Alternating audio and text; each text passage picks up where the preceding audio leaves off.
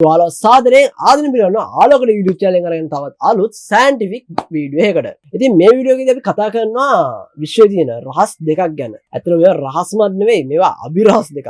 ඇයි මම මේවා අභිරහසක් කිව්වේ? ඇයිද කිව්වොත් මේ අද අපි කතා කරන්න යන දේවල් දෙක අපිට කිසිම විදියකින් බලන්නවක්වත් නිරීක්ෂණය කරන්නවක්වත් බෑ. ඒ කියන්නේ අපි සාමාන්‍ය විද්‍යාත්මක විදියට නිරීක්ෂණය කරද්දී විවිධ දේවල් අපි යොදා ගන්නවා. ඒ කියන්නේ අපිට තියෙන පංචේන්ද්‍රයම අපි පාවිච්චි කරනවානේ. අපි සුවඳ බලනවා, ශබ්දය අහනවා, අපි බලනවා නිරීක්ෂණය කරන ඇස් වලින්. ඊට පස්සේ මේවා තියෙන ඒ කියන්නේ මතු පිටය කොහොමද මේවා දැනෙන්නේ කොහොමද කියලා අපි හැමෙන් අපි ගන්න සංවේදන. ඒ වගේම අපි ගාව තියෙන උපකරණ වලින් අපි වෙනම නිරීක්ෂණ කරනවා. මේ වගේ කිසිම විදියකින් මේක ගැන අපිට තොරතුරු ගන්න බෑ මේ දේවල් දෙක ගැන. එන්න ඒක නිසා තමයි මේක අභිරහස් දෙයක් කියන්නේ. වීඩියෝ එකට යන්න කලින් channel එක subscribe කරන්න, ඒ වගේම ඊට හැබැයි නම් bell notification එක ගන්න. ඒක click කරන්න. එහෙම කරොත් ඔයාලට අපේ වීඩියෝස් වාගේ ළඟටම notification මාර්ගයෙන් ගෙන්න ගන්න. එහෙනම් අපි යමු වීඩියෝ එකට.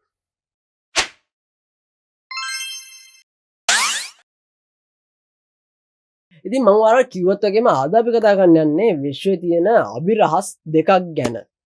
ඉතින් මේ අභිරහස් දෙක තමයි අඳුරු පදාර්ථය සහ අඳුරු ශක්තිය. ඔයාලා විශ්වාස කරනවද අපේ විශ්වයෙන් 95%ක්ම ප්‍රමාණයක් වහගෙන ඉන්නේ මෙන්න මේ ඩාර්ක් මැටර් සහ ඩාර්ක් එනර්ජි. එහෙම නැත්නම් අඳුරු පදාර්ථය සහ අඳුරු ශක්තියෙන් කියලා. ඔව්. අපිට මේ පේන දේවල් වලට අපි කියනවා සාමාන්‍ය පදාර්ථ කියලා. ඒ කියන්නේ අපිට පේන අපිට නිරීක්ෂණය කරන්න පුළුවන් මොකක්ම හරි විදිහකින් අපිට නිරීක්ෂණය කරන්න පුළුවන්. ඒ කියන්නේ අපේ පංචේන්ද්‍රය පාවිච්චි කරලා හරි අපි ගාව තියෙන උපකරණ පාවිච්චි කරලා හරි අපිට නිරීක්ෂණය කරන්න පුළුවන් දේවල් වලට අපි කියනවා සාමාන්‍ය පදාර්ථය කියලා. මේ සාමාන්‍ය පදාර්ථය ගත්තට පස්සේ ඒවා හැම එකම හැදලා තියෙන්නේ මූල ද්‍රව්‍ය සහ පරමාණු වලින් අපි දන්න කියන. එතකොට අපිට නොපෙනෙන දේවලුත් මේ විශ්ේ තියෙනවා. ඒ තමයි අඳුරු පදාර්ථය සහ අඳුරු ශක්තිය. එතකොට මේකෙදි මේ දේවල් අපිට කිසිම විදියකින් නිරීක්ෂණය කරන්න බෑ. ඉතින් අපිට මේ අඳුරු ශක්තිය සහ අඳුරු පදාර්ථය නිරීක්ෂණය කරන්න පුළුවන්කම ලැබෙන්නේ එයාලගේ තියෙන ගුරුත්වාකර්ෂණ බලය අපේට පේන දේවල් මත ඇති කරන විවිධ ප්‍රතික්‍රියා වලින් තමයි අපිට මේක හඳුනා ගන්න පුළුවන් වෙලා තියෙන්නේ. ඉතින් අපි මුලින්ම බලමු අපේ විශ්වයේ තියෙන සංයුතිය කොහොමද කියලා මේ දේවල් වල. සාමාන්‍ය පදාර්ථ 5ක් තියෙනවා. ඒ කියන්නේ අපිට මේ පේන අපිට දැනෙන අපිට නිරීක්ෂණය කරන්න පුළුවන් දේවල් 5යි තියෙන්නේ. 5ක වගේ චූටි ප්‍රමාණයක් විතරයි තියෙන්නේ. ඒ වගේම අපිට නිරීක්ෂණය කරන්න බැරි අඳුරු පදාර්ථය තියෙනවා 27ක්. සාමාන්‍යයෙන් අපිට පේන පදාර්ථ වල යම් තාදුරට වැඩි ප්‍රමාණයක් ඒක තියෙනවා. ඒ වගේම විශ්වයේ වැඩිම ප්‍රමාණයක් අරගෙන තියෙන්නේ මොකද්ද? ඒ තමයි ඩාර්ක් එනර්ජි. එහෙම නැත්නම් අඳුරු ශක්තිය. මෙයා අපේ විශ්වයෙන් 68ක ප්‍රමාණයක් වහගෙන ඉන්නවා. ඒ වගේම මෙයා අපේ විශ්වයට ලොකු බලපෑමකුත් කරනවා අඳුරු පදාර්ථයටත් වඩා. අපි ඒ ගැනත් කතා කරමු අඳුරු ශක්තිය ගැන කතා කරද්දී. අපි දැන් යමු අඳුරු පදාර්ථය ගැන කතා කරන්න මුලින්ම.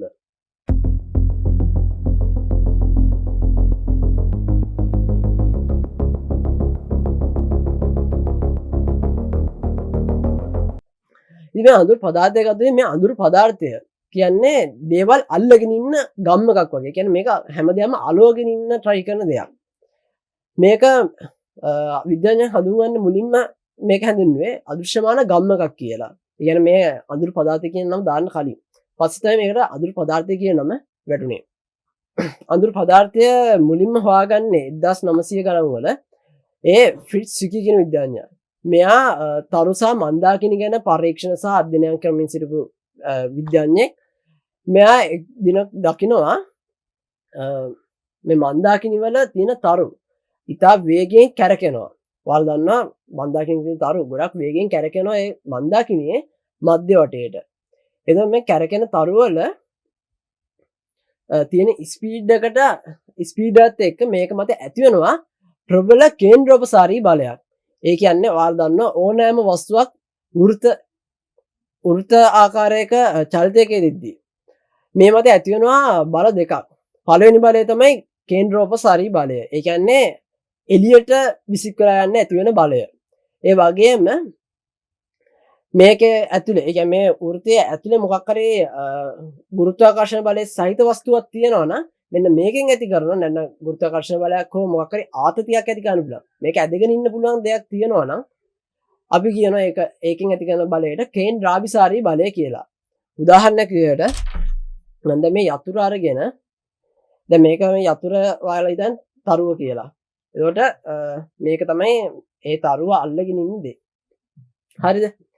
දැන් මම මේක මෙහෙම කරකවද්දි මේක මේ යතුර මත ඇති වෙන කේන්ද්‍රෝපසාරී බලය නිසා මේක එකම කක්ෂයක එකම වෘත්තීය මාර්ගයක වෘත්ත මාර්ගයක මේක චලිත වෙනවා. හැබැයි මම මේක වේගය අඩු කරවද්දි මේක පල්ලෙහාට යනවා. හැබැයි මේක වේගය මම තව වැඩි කරද්දි මේක උඩට එනවා. ඇයි ඒක එහෙම වෙන්නේ? මේක වෙන්නේ මේ කේන්ද්‍රාභිසාරී බලය සහ කේන්ද්‍රෝපසාරී බලය නිසා. කේන්ද්‍රාභිසාරී බලය කේන්ද්‍රෝපසාරී බලයට වඩා වැඩි නම් මේක ඇද ගන්න ඇතුළට. ඒ වගේම කේන්ද්‍රෝපසාරී බලය සහ කේන්ද්‍රාභිසාරී බලය සමාන නම් මේක එකම ඕබිට් එක. ඒ කියන්නේ එකම කක්ෂයක එකම වෘත්ත මාර්ගයක ගමන් කරනවා. ඒ වගේ මම හිතන්නේ දැන් මේක එළියට විසිකලා කියන්නේ මේක ගොඩක් ශක්තිමත් පටියකින් මගේ ඇඟිල්ලට සම්බන්ධ වෙලා තිබෙන නිසා. ඔයාලා හිතන්නේ මේක ගොඩක් තුනී දුර්වල තන්තුවකින් මං අතර සම්බන්ධ කරගෙන හිටියා කියලා. එහෙනම් මේකේ චලිතය මෙහෙම නෙවෙයි මම කරකවද්දි මේ කඩලා විසිකලා යනවා. මොකද මේකේ තියෙන කේන්ද්‍රෝපසාරී බලය මේ තන්තුවෙන් ඇති කරන කේන්ද්‍රාභිසාරී බලයට වඩා වැඩි වීම නිසා. ඒ තන්තුවේ ශක්තිය මතත් මේක රඳා පවතිනවා. මෙන්න මේ වගේ තමයි මන්දාකිණියක තරු මත ඇති කරන බලය. මන්දාකිණියක මැදේ තියෙන වස්තුන් වලින් ඇති කරන ගුරුත්වාකර්ෂණ බලයෙන් තමයි මෙන්න මේ තරුවක් හරිනම් රැඳිලා තියෙන්නේ. ඉතින් මේ විද්‍යාඥයා කියන්නේ මේ තරුව මත තියෙන කේන්ද්‍රෝපසාරී බලයට සමාන වන කේන්ද්‍රාභිසාරී බලයක් මේ මන්දාකිණිය ඇතුලේ තියෙන වස්තුන්ගෙන් හම්බ වෙන්නේ නැහැ කියලා. ඒ කියන්නේ වස්තුන්ගේ තියෙන ගුරුත්වාකර්ෂණ බලයෙන් හම්බ වෙන්නේ නැහැ කියලා. ඒ කියන්නේ අපිට නොපෙනෙන මොකක් හරි බලයකින් මොකක් හරි දෙයකින් මේ තරුව අල්ලගෙන ඉන්න වෙන්න ඕනේ. ඒ කියන්නේ අදාළ දේ තියෙන ප්‍රබල ගුරුත්වාකර්ෂණ බලය නිසා තමයි මෙන්න මේ තරුව එකම ඕබිට් එක හැමතිස්සෙම කරකවෙන්නේ. මෙන්න මේක ගැන මෙයාලා මුලින්ම කියන්නේ මේක අදෘශ්‍යමාන ගම්මක් වගේ කියලා. පස්සේ මෙයාලා තව දුරටත් මේක ගැන අධ්‍යයනය කරගෙන යනවා. මොකද්ද කියලා මේක හරියටම අනුමාන කරන්න බැරි හින්දා. පස්සේ ඒ කියන්නේ මොකක් හරි මේකේ තියෙනවද මේක ඇතුලේ කියලා හරියටම අපිට නිගමනයකට ආවත් ඒක අනුමානයක් විතරයි. මොකද සාක්ෂියක් නැහැ මෙහෙම තියෙනවා කියලා කියන්න. හරි මේක රැඳිලා තියෙනවා. හරි මොකක් හරි ප්‍රබල ගුරුත්වාකර්ෂණ බලයක් මොකකින් දෙන්නේ කියලා අපි කියන්න බෑනේ. ඒකින්ද. ඉතින් මෙයා තවදුරටත් මේක ගැන අධ්‍යයනය කරන යද්දි මෙයාලා එක පරීක්ෂණයක් කරනවා. ඒ තමයි මේ මන්දාකිණියේ තියෙන ස්කන්ධය මෙයාලා මනිනවා. මේ ස්කන්ධය මනින ක්‍රම දෙකකට. ඒ තමයි එකක් තමයි දීප්ත පොකුරු ක්‍රමය. අනිත් එක තමයි බ්‍රහ්මන වක්‍ර මූල ධර්මය. මේ දෙකෙන් ගනිද්දී මේ දෙකේ දීප්ත පොකුරු ක්‍රමයේදී ගන්නේ ඒ මන්දාකිණිය ඉඳන් එන එළිය ගණනය කරලා මේකෙන් තමයි ඒ මන්දාකිණියේ බර ගන්නෙ. ස්කන්ධය ගන්නෙ. ඒවල මේකෙදී තරුවෙන් ආලෝකය සහ තරුවෙන් ගිහිල්ලා ග්‍රහලෝක වල වැදිලා ඒ ග්‍රහලෝක වලින් සහ ග්‍රහක වස්තුන් වලින් පරාවර්තනය කරන එළිය මේ හැමදේම මේකෙදී ගණනය කරනවා. ඊපස්සේ මෙයාලා මේක ගන්නවා. එතකොට මේක දෙන්න ටිකක් අඩු අගයක් තමයි මේකෙදී ස්කන්ධය විදිහට එන්නේ මේ මන්දාකිණි වල. ඊට පස්සේ අනිත් ක්‍රමෙන් ගන්න. ඒ කියන්නේ භ්‍රමණ වක්‍ර මූල ධර්මයෙන් මේ මන්දාකිණි ස්කන්ධය ගනිද්දී ගණනය කිරීම කරද්දී මේකෙදී යනවා ඊටමත් විශාල ස්කන්ධ අගයක්. එතකොට මෙයාලා කියනවා දැන් අරකෙදී ගත්තේ අපි අර කලින් කතා කරපු තරුවල චලිතය තියෙන්නේ. මෙන්න මේකත් එක්ක අරගෙන තමයි මන්දාකිණියේ මේ කියන භ්‍රමණ වක්‍ර මූල ධර්මයෙන් ගණනය කිරීම කරන්නේ. මේකදී මේ ස්කන්ධය වැඩි වෙන්න හේතුව මේක මත මේකත් එක්ක අර අපිට නොපෙනෙන දේ ස්කන්ධයක් මේක ඇතුලේ තියෙන හින්දා. ඒ කියන්නේ අපිට නොපෙනෙන දේ මේ මන්දාකිණි වල තියෙනවා. මේකේ ස්කන්ධය එක්ක තමයි මේ බ්‍රහ්මණ වක්‍ර මූල ධර්මයේදී ආවේ කියලා මෙයාලා කියනවා. මේකෙන් කිසිම විදිහේ ආලෝකයක් නිකුත් කරන්නේ නැති බවත් මෙයාලා තහවුරු කරගන්නවා. මේ දීප්ත පොකුරු ක්‍රමයේදී ආලෝකය අඩු වෙන ලැබීමත් මේකෙදී බර වැඩි වෙන ලැබීමත් එක්ක. ඒ කියන්නේ අපි අරකෙදී ගත්තේ ආලෝකයත් එක්ක තමයි බර ගන්නය කරේ. ස්කන්ධය ගන්නය කරේ. අන්න ඒකින්ද. ඉතින් මේක තමයි පළවෙනි සාක්ෂිය විදියට අපිට ගන්න පුළුවන් අඳුරු පදාර්ථයේ තියෙනවා කියන්න. ඉතින් මේ අඳුරු පදාර්ථයේ තියෙනවා කියලා ප්‍රූව් කරන්න පුළුවන් අනිත් සාක්ෂිය තමයි විද්‍යාඥයන් නිරීක්ෂණය කරලා තියෙනවා ඈත තරු වල ඉඳන් මන්දාකිණි වල ඉඳන් එන ආලෝක කිරණ සමහර තැන්වලදී නැවී ගමන් කරනවා කියලා. ඔයාලා දන්නවා මේ ආලෝකය නවන්න හෝ ඇද ගන්න පුළුවන් එකම දෙයකට තියෙන්නේ කළු කුහර විතරයි කියලා. මොකද කළු කුහරයක තියෙන ගුරුත්වාකර්ෂණය ගොඩක් ප්‍රබල හින්දා. ඉතින් මේ වගේම ගුරුත්වාකර්ෂණ බලයක් තියෙන දෙයක් තමයි ඩාර්ක් මැටර් කියන්නේ. ඉතින් විද්‍යාඥයන් කියන්නේ දැන් මේ ආලෝකයෙන් නැවී ගමන් කරන්න හේතු වෙන්නේ මෙන්න මේ ඩාර්ක් මැටර් කියලා. මොකද කිව්වොත් ඒ අවට තියෙන කිසිම වස්තුවකට නැහැ මේ ආලෝකයෙන් නැමීමට හැකියාවක්. ඒ තරම් ප්‍රබල ගුරුත්වාකර්ෂණ බලයක් මේ වස්තුන් වලට නැහැ. එහෙම දෙයක් තියෙනවා නම් ඒ අපිට නොපෙනෙන ඩාර්ක් මැටර් වෙන්නම ඕනි කියලා තමයි විද්‍යාඥයන්ගේ මතය වෙන්නේ. ඉතින් මේකත් එක සාක්ෂියක් තමයි මේක තියෙනවා කියලා ප්‍රූව් කරන්න. ඉතින් මේකත් එක්කම තවත් තියරි එකක් තියෙනවා. ඒ තමයි ඇටොමික් ඩාර්ක් මැටර් තියරි එක. මම ඒක ගැන කලින් වීඩියෝ එකක් කරලා තියෙනවා. ඔයාලට උනා මෙන්න මේ ලින්ක් එකෙන් ගිහිල්ලා මෙතනින් කාඩ් එකක් කැපිය වේවි. ඒකෙන් ඔයාලට පුළුවන් ගිහිල්ලා ඒකත් බලන්න. ඒකෙදි මම ඇටොමික් ඩාර්ක් මැටර් තියරි කියන්නේ මොකක්ද කියන එක ගැන පැහැදිලි කරනවා. මම දැනුත් ඒක ගැන පොඩි පැහැදිලි කිරීමක් කරන්නම් එතනට වඩා අඩුවෙන්. මොකද මේක ඔයාලට පැහැදිලි කරන්න ඕනේ හින්දා. එතකොට මේ ඇටොමික් ඩාර්ක් මැටර් තියරි එකේදී කියන්නේ අපේ සාමාන්‍ය පදාර්ථයේදී අපි දන්නවා පරමාණු තියෙනවා. ඒ වගේම පරමාණු හැදිලා තින්නේ උපපරමාණුක අංශු වලින් කියලා. එතකොට මේ පරමාණු වලින් හැදිච්ච මූල ද්‍රව්‍ය සංයෝග වගේම අපි හැදිලා තින්නේ මේ වැන් කියලා අපි දන්නවා. ඉතින් මේකෙදි කියන්නේ මේ වගේම කියන්නේ අපි මේ සාමාන්‍ය පදාර්ථයේ තියෙනවා වගේම උපපරමාණුක අංශු පරමාණු මූල ද්‍රව්‍ය සංයෝග මෙන්න මේ අඳුරු පදාර්ථයේදී තියෙනවා කියලා තමයි මේකෙදි කියන්නේ. ඒ කියන්නේ දැන් ඔයාලා හිතන්නකෝ දැන් අපේ තියෙන උපපරමාණුක අංශු තමයි සාමාන්‍ය පදාර්ථයේදී නියුට්‍රෝන, ඉලෙක්ට්‍රෝන, ප්‍රෝටෝන.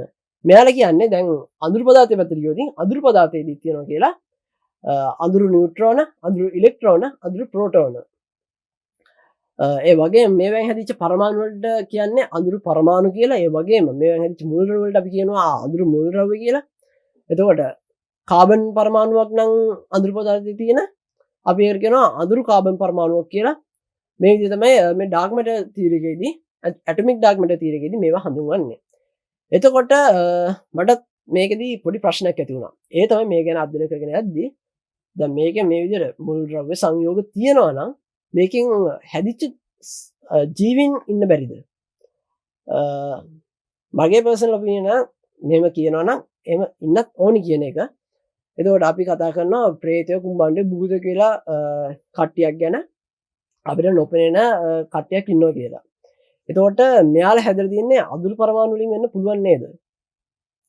ප්‍රශ්නයක්. ඉතින් අපි ඒ ගැන සාකච්ඡා කරමු පල්ලා කමෙන්ට් සෙක්ෂන් එකේ. ඔයාලගේ අදහසුත් දාන්න.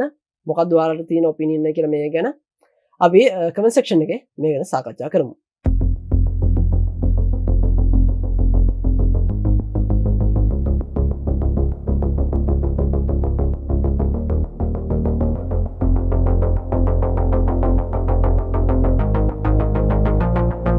අපි දැන් කතා කරමු අඳුරු ශක්තිය. එහෙම නැත්නම් ඩාර්ක් එනර්ජි ගැන. ඉතින් 1900 ගණන් වලදී විද්‍යාඥයන් තරු සහ මේ මන්දාකිනි සම්බන්ධයෙන් පරීක්ෂණ කරද්දී අධ්‍යයනය කරද්දී මෙයාලා දකිනවා මන්දාකිනි සහ සෞරග්‍රහ මණ්ඩල තරු ග්‍රහලෝක මේ හැම දෙයක්ම එකිනෙකින් ඈතට යනවා. තරුවේ ග්‍රහලෝකය නම් ගොඩක් දුරට යන්නේ නැහැ. මේ සෞරග්‍රහ මණ්ඩල සහ මන්දාකිනි එකිනෙකින් ඈත් වෙනවා. ඉතින් මෙයාලා ලොකු ප්‍රශ්න තිබ්බ ඇයි මේක මෙහෙම වෙන්නේ කියන එක ගැන.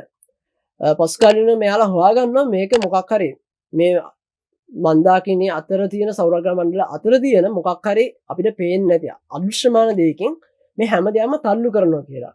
ඉතින් මෙයාලා මේකට මුලින්ම නම දාන්නේ අදෘශ්‍යමාන තල්ලුවක් කියලා. පස්සේ මෙයාලා මේකට කියනවා හඳුන්වන නම දානවා අඳුරු ශක්තිය කියලා. එහෙම නැත්නම් ඩාර්ක් එනර්ජි. ඉතින් මේ අඳුරු ශක්තිය තියෙනවා කියන්නේ එකම සාක්ෂිය තමයි මෙන්න මේ විශ්වයේ ප්‍රසාරණය. එහෙම නැත්නම් මේ මන්දාකිනි එකිනෙකින් ඈත් වෙමින් එකිනෙකින් ඈතට තල්ලු වෙමින් විශ්වය ලොකු වීමට තමයි අපිට මේ ඩාර්ක් එනර්ජි තියෙනවා කියන එකම සාක්ෂිය.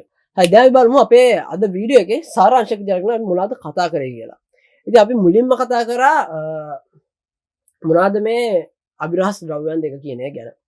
ඊට පස්සේ අපි සාමාන්‍ය පදාර්ථය මොකක්ද කියලා කිව්වේ. ඒ වගේම විශේෂ සංයුතිය කොහොමද කියන එක ගැන මම ඔයාලට පැහැදිලි කරා. ඊට පස්සේ අපි කතා කරා අඳුරු පදාර්ථය ගැන. ඒ වගේම අඳුරු පදාර්ථය කියන්නේ මොකක්ද සහ අඳුරු පදාර්ථය තියෙනවා කියන්න සාක්ෂි මොනවද කියන එක ගැන අපි කතා කරා. ඒ වගේම අපි ඇටොමික් ඩාර්ක් මැටර් තියරි ගැන කතා කරා. ඒ වගේම මගේ පර්සනල් ඔපිනියන් එකත් ඔයාලට ඉදිරිපත් කරා. ඊට පස්සේ අපි ඩාර්ක් එනර්ජි සහ මේ මොකද්ද මේ ඩාර්ක් එනර්ජි කියන්නේ සහ ඒක ප්‍රූව් කරන්න තියෙන සාක්ෂි මොකක්ද කියන එකත් මම ඔයාලට පැහැදිලි කරා. ඉතින් මට කියන්න බැරි වෙච්ච පොයින්ට් එකක් තියෙනවා මේ ඩාර්ක් මැටර් වලදී. ඇටොමික් ඩාර්ක් මැටර් තියෙන එක තමයි මේක වැඩියෙන් බලපාන්නේ. මේ විදි විද්‍යාඥයන් සංකල්පයක් මතයක් ඉදිරිපත් කරලා තියෙනවා. මේ අපේ පරමාණු වල තියෙන බැරියෝනික අංශු. ඒ කියන්නේ මේ බැරියෝනික අංශු කියන්නේ අපේ පරමාණුවේ න්‍යෂ්ටි තියෙන නියුට්‍රෝන සහ ප්‍රෝටෝන. මේ අංශුන් දෙක මේ අඳුරු පදාර්ථයේදී නැහැ කියලා මතයක් මේ විදි ඉදිරිපත් කරලා තියෙනවා විද්‍යාඥයන් විසින්. ඉතින් ඒක ගැන මම තාම හරියට අධ්‍යයනය කරලා නැති නිසා තමයි මම ඒක ගැන කිව්වේ නැත්තේ වීඩියෝ එකේ මුලදී. ඉතින් මම ඒක ගැන තව ටික දුරටත් අධ්‍යයනය කරලා ස්ටඩි කරලා ඔයාලට මම ඒ ගැනත් වීඩියෝ එකක් අරගෙන එන්නම් ඉස්සරහට. ඉතින් අපේ වීඩියෝස් බලන්න දිගටම අපිත් එක්ක රැඳිලා ඉන්න කියලා ආරාධනා කරනවා. මම සමුගන්නවා. ඉතින් ඉස්සරහටත් අපේ වීඩියෝ එකක් එන්න තියෙනවා. මම පොඩි ඉඟියක් දෙන්න ඒක ගැනත්. ඉස්සරහට අපේ එන්න තියෙනවා AI සම්බන්ධයෙන් වීඩියෝ එකක්. මේකද අපි කතා කරන්නේ දැනට ලෝකයේ තියෙන AIs වලින් ප්‍රධාන AIs දෙකක් අරගෙන මේ දෙකේ කම්පැරිසන් එක තමයි අපි කරන්නේ. මොකද මේ දෙක මම ප්‍රෝ version use කරලා තියෙන නිසා මම හිතුවා මේ දෙකේ කම්පැරිසන් එක කරලා බලන්න. ඉතින් අපි බලමු කොහොමද කියලා එක ඒ වීඩියෝ එක ඉස්සරහට තව සති කිහිපයකින් ඔයාලට බලා ගන්න පුළුවන් වෙවි. ඉතින් ඒ වීඩියෝ එක හැමෝටම අද අපි සමුගමු. channel එක subscribe කරන්න. ඒ වගේම මේ වීඩියෝ එක හොඳයි නම් මේ වීඩියෝ එක ඔයාලා මොනවා හරි දෙයක් ඉගෙන ගත්තා නම් පල්ලා comment section එකේ ඔව් කියලා දාන්න. සහ ඔයාලට මේ කොහොමද ප්‍රයෝජනවත් වෙන්නේ කියලාත් පල්ලෙන් කමෙන්ට් එකක් දාන්න අමතක කරන්න එපා. ඒ වගේම මම ඔයාලට මගේ ඔපිනියන් එකක් ගන්න කිව්වා මේ ඩොකියුමන්ට් එක බැඳුණා.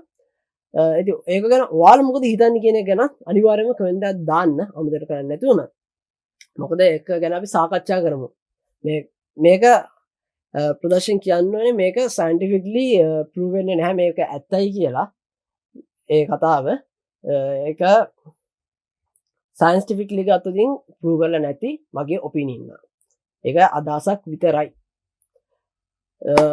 so ඉතින් වීඩියෝ එක ලයික් කරන්න, මේ වීඩියෝ එක වාගේ යාළුවන්ටත් ෂෙයා කරන්න අමතක කරන්න එපා. ඒ වගේම ඔයා ඉන්න සයන්ස් සම්බන්ධ ගෲප් වලත් මේ වීඩියෝ එක ෂෙයා කරන්න කියලා මම ආරාධනා කරනවා. එහෙනම් අපි එහෙනම් අදට මම සමුගන්නවා. good bye.